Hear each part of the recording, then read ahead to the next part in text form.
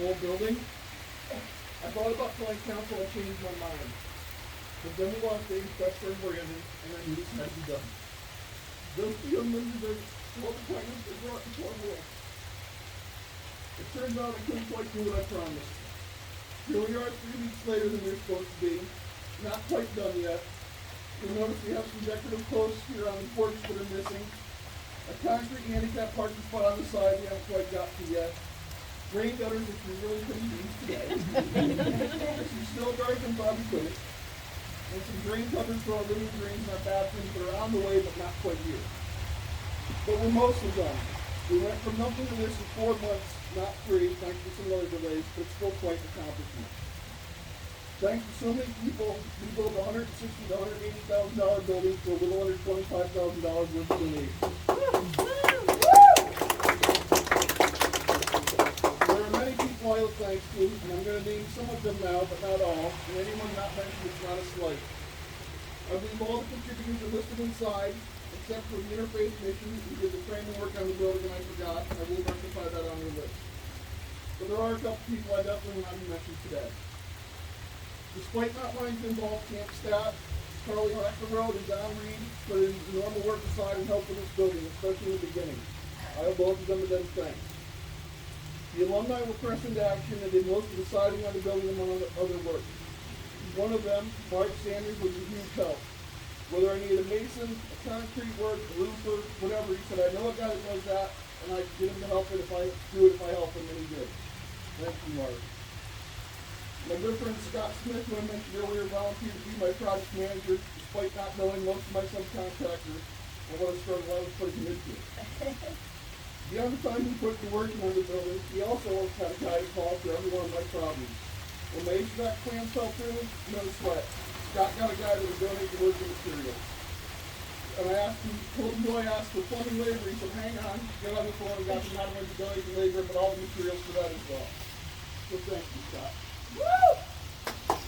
Speaking of plumbers, thanks to my friend Nancy Beauregard, who's supposed to be here but I don't see.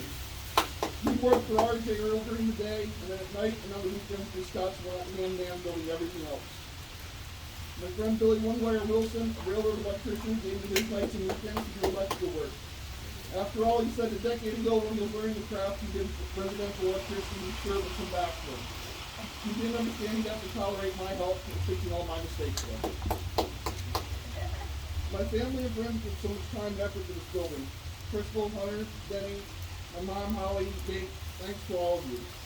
And Lori, my wife, who wrote a deep thanks. Not only did she not see me much the past 2 weeks or months, but she also walked and fed my damn eagles so I could be here. Thank you, babe. Thank you, Lori. I also need to thank Steve Hamilton and Brian Hines, the owners of Steve Beach Commercial Interiors. They not only donated to the building, but gave me incredible freedom to leave work to be here, and tolerated my being distracted by this project when I actually did show up to work. As I said, I don't know how I was going to pull this building off. Beyond those mentioned, I had to ask so many people I know for donations to this project. And asking for help is not something I'm very comfortable with.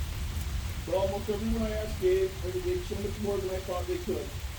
More than I deserve, and more than I could ever expect. I'm humbled and touched by all your generosity.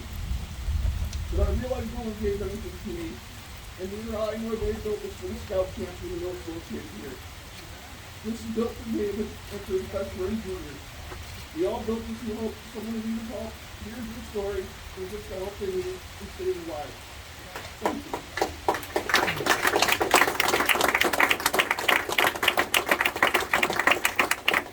Great job. Yeah, you did a great job. One more thing, I think many of you may already know, but this is not only going to be a place where kids come and get that poison ivy rash treated and get that splinter pulled out, that memento from finger carving merit badge Mental fixed health up. awareness. But this is also going to be a place where we can focus on mental health and take a look at things like teen depression, teen suicide. You So never know that we what can, kids go through at home, and then they get out into this. you never know. You never know. So we want to make sure that we've got some resources available here, and we're going to be working on both weeks during Scouts BSA Summer Camp, and having an opportunity for young people to come up here and learn a little bit more about how how to deal with those kind of situations. With that being said, I'm going to let the man with the big scissors do his work. All right. Paper photo. And someone's going to have to give me a copy of the picture because I'm over here. We good?